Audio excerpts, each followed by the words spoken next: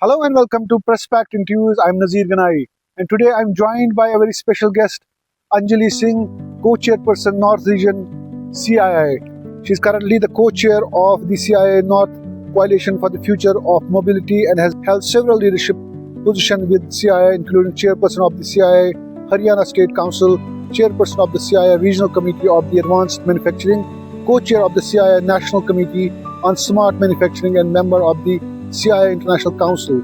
She has also served as the member of governing body of the CII CSM initiative. Let's hear from Ms. Anjali on the recent investments and how Jammu and Kashmir could shape up to become the hub for new investments, and also their interaction, the confrontation interaction with the Chief Minister and the Lieutenant Governor of Jammu and Kashmir. Anjali ji बहुत बहुत शुक्रिया। जो confidence CII यहाँ पे काम कर रहा है और बहुत अरसे से they are also engaging with local stakeholders, तो how do you see your own work in. पहले बारी तो नमस्कार सबको, आपको, and thank you very much for having us here. I think CII has been working in the state for a long time. There's many past presidents who've also held events here. Last year also there was a similar Northern Region CII event held here, and same this year. So it's on a continuous theme of building trust and building visibility and building positive movement for investment towards the state, and showing solidarity with all our state members. As a Northern Region Chair, many of our other state chairs have also visited this time, come along from their different states, made that time to come and to also support and to show that solidarity with the state. And what do you gather from the local stakeholders? How do they want to engage themselves with the larger bodies? So I think, of course, a lot of discussion around tourism, a lot of discussion around arts and crafts, a lot of discussion around agriculture and related industries here. Many of the members have done a lot of investments themselves. They are medium-sized business owners, large-scale business owners, so they have large stakeholdings here and are totally invested into the state. I think they see a lot of areas to work with CII, particularly on skill, some things on education, on sustainability. CII has many centers of excellence in which they can see how they can work along on the sustainability side, ESG side. ESG is no longer just a buzzword, but is a big USP of any business and should be looked at very serious by any entrepreneur. Personally, it's a big ambition of mine to have a more sustainable business approach, and I think besides the skill centers, also they were very interested in looking at what we could do around youth and career development in the state itself, and bringing a positivity where if investment does come in, that there is good skilled labor and the youth is ready for career opportunities.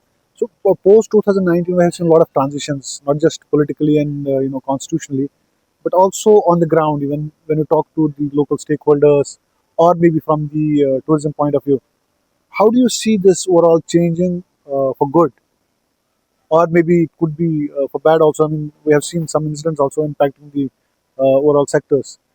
So how do you see this? So I think we discussed a little bit today and yesterday regarding some of the challenges. Of course, again, environment has brought its own challenges of landslides and connectivity that has got shut off. You've had other challenges here, and of course, on the subject of safety, it is there that we have to build that. People have to look beyond that, have to look beyond at what is there in the state that is such a positive. The state has an incredible connectivity both by air and by railway. Has some of the best hospitality in the country, some of the best properties, best arts and crafts, and so hence bringing that positive sentiment back, and hopefully this is a small step in that direction.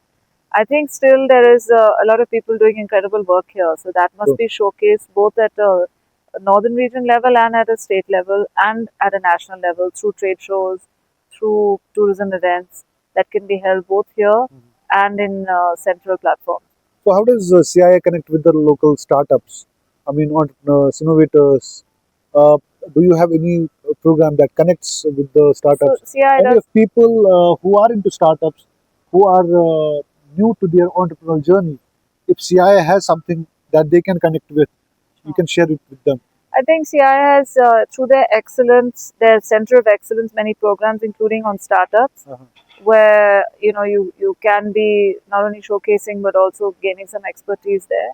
And we also yesterday in discussion with Honorable CM also mentioned that there should be some good momentum around startups, and government should also support in that area.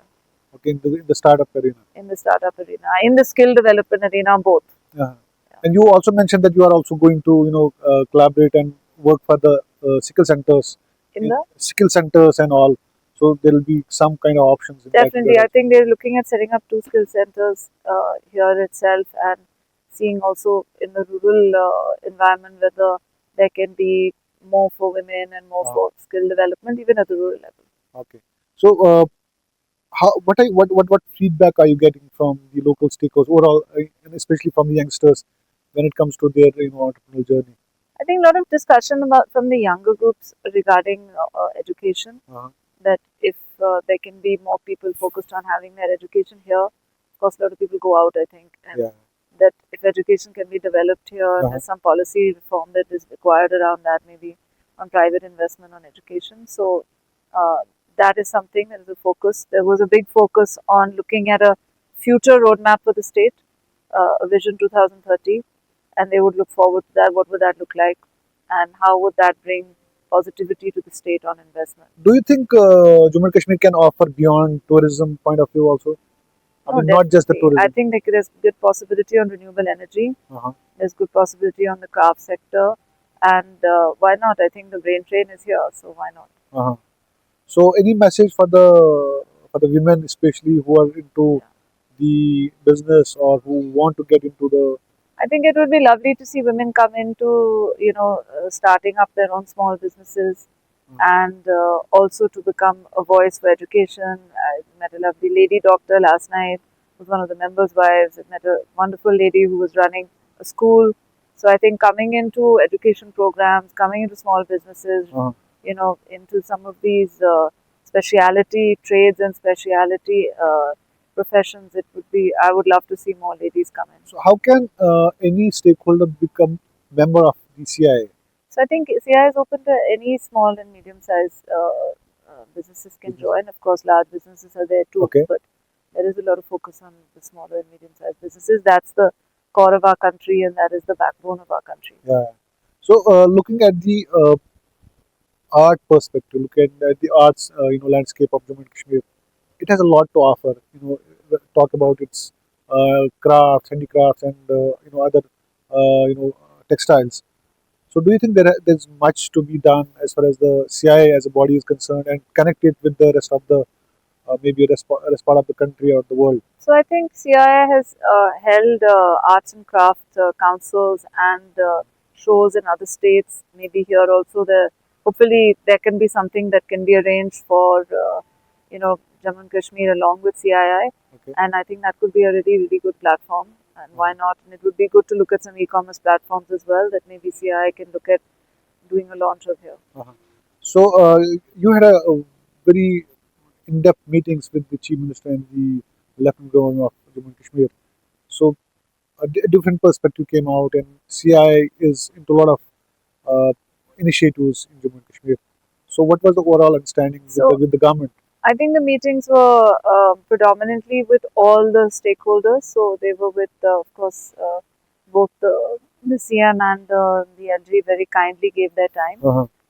But of course, they were with the entire region's, as I mentioned, heads and members. So very, very nice of them to give that time and to hear some of their concerns, and also hear from both of them directly. So it's CII's facilitation on being able to do that and bring those stakeholders together. But I think there was really a message to look beyond what happened recently, and to look beyond an event like that, and to look towards a more positive future.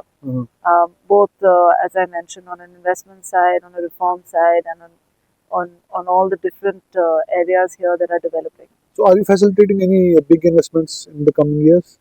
So, in terms of CII, I think there are members who invested here last year as well on cement and other things, and there are current members who have also participated in some of these hospitality projects. I'm sure that will continue. That will continue. Yes. Thank you so much, and we wish you all the best in all Thank your you very endeavors in Jammu and Kashmir. And we hope that CII will take this story of success ahead. Thank you so much. Thank you. So much.